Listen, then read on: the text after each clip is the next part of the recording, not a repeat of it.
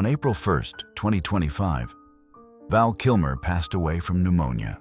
The news traveled quietly, almost too quietly, for a man who once commanded the screen with thunder in his voice and fire in his eyes. But what truly haunted the world was not the moment of his death. It was the journey that came before it. Val Kilmer was never just a movie star. He was a presence, a voice that could challenge fighter pilots, embody rock gods, and wear the mask of Batman without losing its soul. In the 1980s and 1990s, Hollywood did not merely cast him, it revolved around him. Top Gun, The Doors, Batman Forever. Fame followed him like a shadow that never slept. And yet, in the final years of his life, that voice, the very instrument that built his legend, began to disappear. Cancer did not simply attack his body. It silenced him. A man whose life depended on words was forced to communicate through machines, gestures, and glances. Applause was replaced by quiet rooms, scripts by memories, dialogue by breath. So this is not the story of how Val Kilmer died. This is the story of how a man learned to live after losing the one thing that made him who he was. And the question that lingers is painfully simple. When the voice is gone, who are you left to be? Before the cameras found him, before the applause learned his name, Val Kilmer was simply a boy growing up in Los Angeles, a city that promises dreams while quietly preparing disappointments. He was born in 1959 into a family that looked stable from the outside but fractured early within. His parents divorced when he was still young, leaving behind a silence that no adult explanation could fully repair. In that quiet space, Val learned something many children of separation learn too soon: that love can disappear without warning, and that stability is never guaranteed. But the deepest wound came later. In 1977, Val's younger brother, Wesley, drowned in a tragic accident. He was only 15. Death entered Val Kilmer's life, not as an abstract idea, but as a permanent guest. From that moment on, mortality was no longer theoretical, or it had a face, a name, a weight. The kind of weight that settles into the chest and never truly leaves. Friends would later say that something changed in him after that loss. Not visibly, not dramatically, but inwardly, as if a curtain had been drawn behind his eyes. His humor grew sharper, his intensity deeper. The world, once playful, became fragile, something to be challenged, questioned, and conquered before it could take anything else away. Art became refuge. Val discovered that on stage, pain could be transformed, that grief could be shaped into something meaningful. Acting was not an escape. It was a way of speaking to the dead, of holding chaos still for just a moment. At 17, while most teenagers were still deciding who they wanted to be, Val was already running toward something larger than himself. Val Kilmer was accepted into Juilliard's drama division as one of its youngest students ever. It should have been a triumph, and it was. But it was also the beginning of his solitude. Juilliard did not soften him, it sharpened him. Surrounded by talent, competition, and relentless expectations, Val developed a fierce sense of artistic purity. He did not want to be liked. He wanted to be true. He rejected shortcuts. He challenged directors. He questioned scripts. To some, he was brilliant. To others, impossible. Even then, the pattern was forming. While his peers dreamed of stardom, Val spoke of Shakespeare, of Chekhov, of disappearing into roles rather than selling himself to them. He believed acting was a calling, not a transaction. Hollywood, he would later discover, he had very different ideas. Outside the classroom, he lived simply, almost ascetically. He read obsessively, wrote poetry, avoided excess. There was an old soul quality to him, as if he carried centuries of voices inside his chest, all competing to be heard. But ambition has a price. Val's intensity often isolated him. He was respected, but rarely embraced. Admired, but kept at a distance. He demanded from others what he demanded from himself.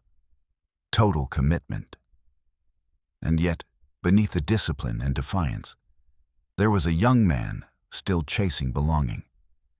Still trying to prove to his audience, to his teachers, to himself, that the pain he carried could become something beautiful.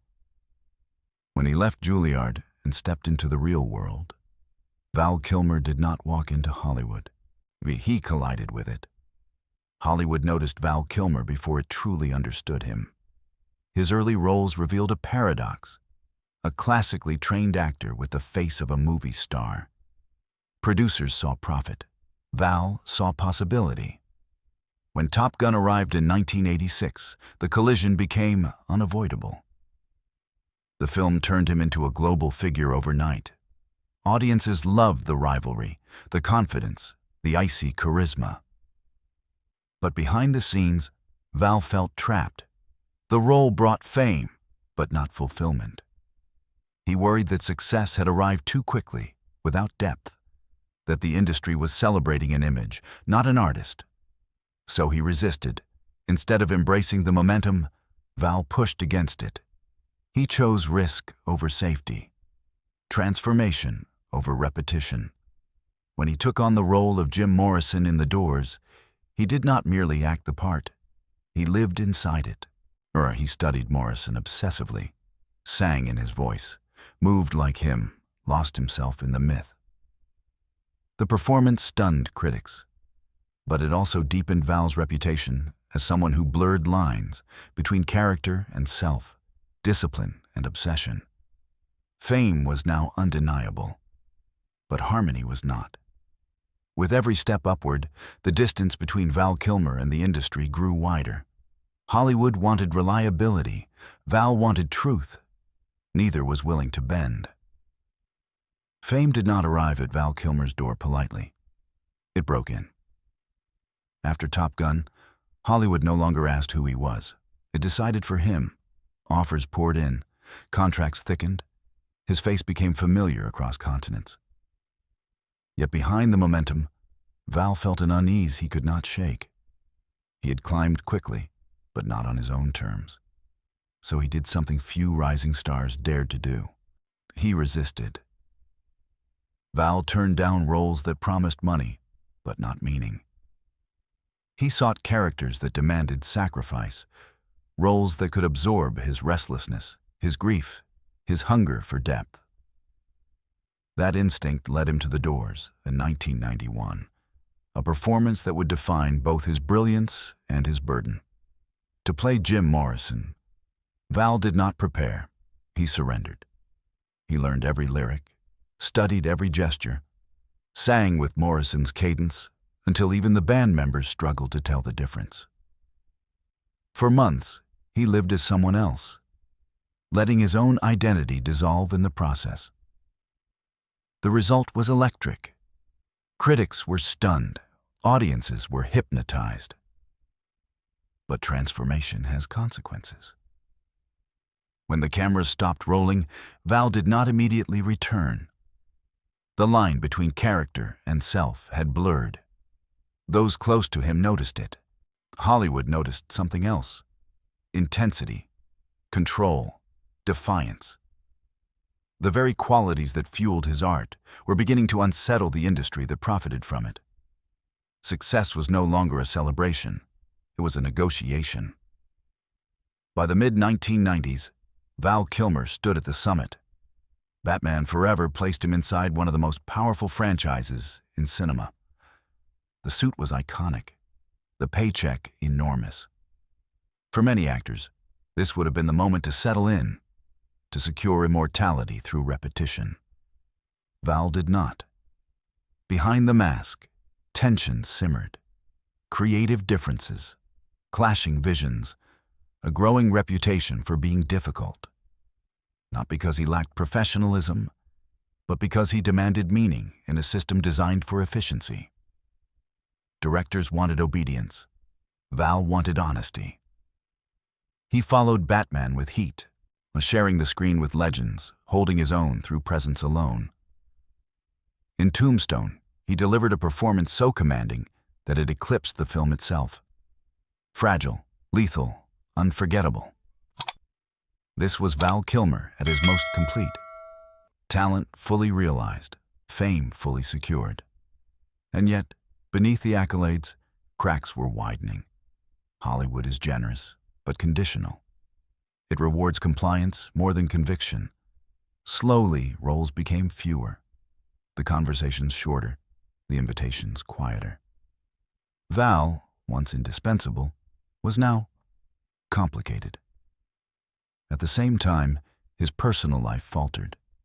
His marriage to Joanne Whalley unraveled. Love, like fame, proved unable to survive constant pressure. The man who could disappear into characters struggled to remain present in relationships. By the end of the decade, the paradox was complete, and Val Kilmer had achieved everything the industry promised, and almost nothing it guaranteed. He had fame without peace, respect without security, and a future that suddenly felt uncertain. The stage was set, not for decline, but for something far more devastating, because the greatest loss of his life was still waiting. There are moments in a life when loss arrives not as a single blow, but as a sequence, each strike timed so precisely that resistance becomes meaningless. For Val Kilmer, that sequence did not begin with illness. It began long before, in echoes he never fully escaped. The death of his brother had taught him that the world could take without explanation. Hollywood taught him something else, that success does not protect you from disappearance. As the roles thinned and the phone rang less often, Val found himself retreating inward, toward his children, toward writing, toward a quieter existence that felt less like surrender and more like survival. Then came the diagnosis. In 2015, Val Kilmer was told he had throat cancer. At first, he resisted the word as fiercely as he had resisted Hollywood's compromises. He questioned doctors, delayed treatment, chose alternative paths, not out of denial, but out of fear. For an actor, the throat is not merely anatomy. It is identity. It is breath transformed into meaning. Cancer does not negotiate. When treatment became unavoidable, it came with a cost no award could compensate. Surgery, radiation, a tracheotomy. The damage was profound and permanent. Val Kilmer's voice, the instrument that had carried gods, outlaws, pilots, and legends, was reduced to a fragile whisper. Silence took its place. He could no longer speak the way he once had. Conversations became labor. Interviews vanished. Public appearances dwindled to rare, careful moments. For someone who had lived his entire life inside language, the loss was existential. Who are you when the world can no longer hear you? The question followed him everywhere. In quiet rooms, surrounded by medical equipment instead of scripts, Val faced a new kind of isolation. Fame had taught him how to stand alone. Illness taught him how to disappear while still being alive. Applause was replaced by machines, validation by patience, expression by endurance. And yet, this was not the end. Because somewhere inside that silence, Val Kilmer made a decision more radical than any role he had ever chosen. He would not vanish. Unable to speak freely, he began to write. Journals, poetry, reflections, memories shaped not for an audience, but for understanding. He documented his life with the same intensity he once gave to characters. Honest, unguarded, unafraid of contradiction. When the documentary Val was released in 2021, it did not feel like a comeback. It felt like a confession. Through archival footage and a voice recreated by technology, Val told his story in fragments of arrogance and generosity, brilliance and regret. He did not ask for sympathy. He offered perspective. He showed the cost of refusing to be ordinary and the loneliness that follows those who insist on truth in a world built on convenience. Then came the moment no one expected. In Top Gun: Maverick, Val Kilmer returned to the screen as Iceman, not as the rival of youth, but as a man shaped by time. His appearance was brief, his dialogue minimal, his presence overwhelming. When he looked at Tom Cruise, when he typed words he could no longer say, the theater fell silent. Not the silence of loss, but of recognition. The audience understood what they were witnessing. A man confronting his limitations without surrendering his dignity. It was not nostalgia. It was courage. After that, Val retreated again, not into obscurity, but into acceptance. He spent time with his children, painted, reflected, lived smaller but deeper. The world that once demanded everything from him now asked almost nothing. In April 2025, pneumonia claimed his life. There was no spectacle, no final performance, no dramatic farewell, just the quiet passing of a man who had already learned how to live without sound. Val Kilmer did not lose his voice all at once. He lost it piece by piece until only meaning remained. And in that meaning, he left behind something far greater than fame. He left behind truth. In the years after the world stopped asking for him, Val Kilmer began to live a different kind of life. There were no red carpets waiting at the end of his driveway, no premieres calling his name. The noise that once defined his existence had receded, leaving behind something unfamiliar. Space. Silence. Time. And in that stillness, Val did not collapse. He listened. He spent his days surrounded not by scripts, but by canvases. Painting became a new language, color replacing dialogue, texture replacing tone. Where words once carried emotion, now brushstrokes did the work. It was slower, quieter, but it was honest. He lived close to his children, watched them grow not through headlines, but through ordinary moments, meals, conversations, shared glances that required no performance.